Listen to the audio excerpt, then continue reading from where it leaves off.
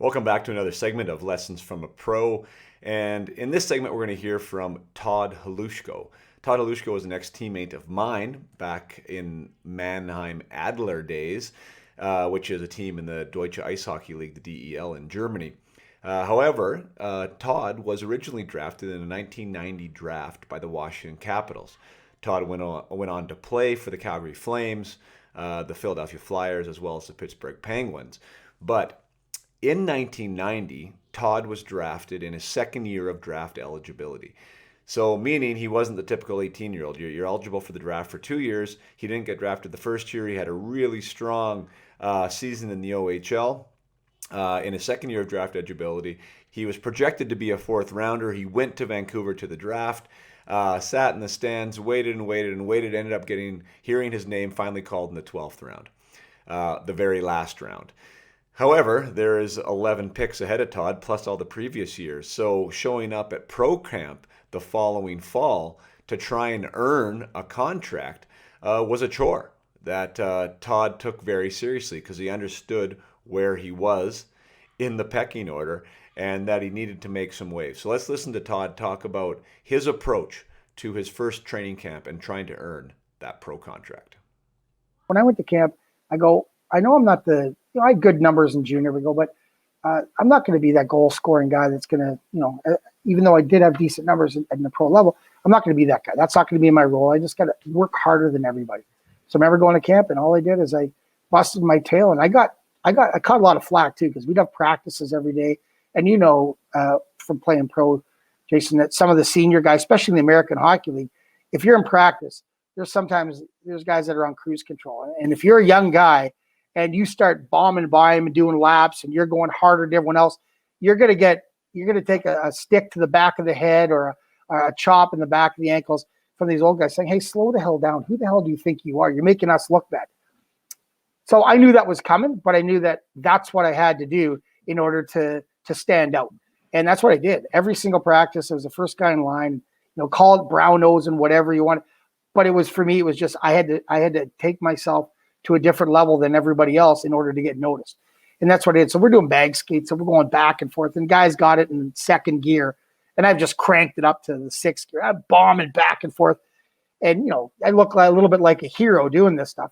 But this is the only way I'm going to get noticed. And the coach that I had there was Robbie Laird. He's currently the pro scout with the Los Angeles Kings.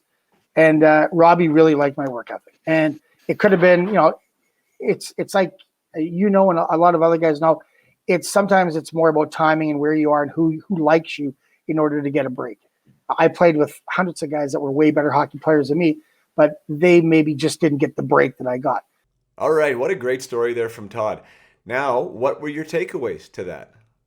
First, I want to correct Todd and correct everyone that heard it, just so there is absolute clarity here that we're all on the same page, that Todd didn't get a break. It wasn't like he was fortunate.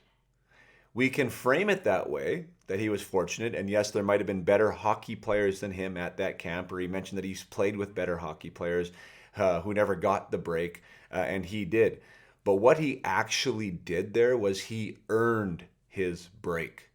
And that's the big differentiator there in that whole story. It wasn't by accident that Todd got a contract as a 12th round player, that Todd got the attention of his coach to earn that contract and have his coach go to bat for him. He provided one intention. He knew, he was conscious of where he was on the depth chart, where he was from an organizational standpoint, that there were going to be people higher up the totem pole than him. And that even though he was a good hockey player, even though that he had great stats, he said he knew in that environment he was probably not going to be able to light up the scoreboard to earn his way to a spot on that AHL team. So what did he have to do? He needed to create standards that were obviously within him already, but he needed to allow them to come out. And he had to be the hardest worker on the ice. He had to be first in line. He had to win the skating drills. He had to get noticed.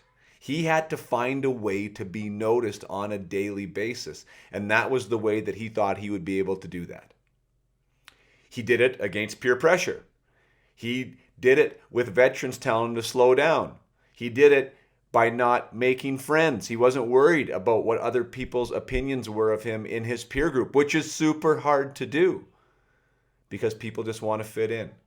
Veterans want you to fit in sometimes. There are going to be people that are begging you for you to be mediocre because you're going to be making them look bad. However, Todd said, not right now, not this time. This is for me. This is to earn a spot. I'm going all out all the time.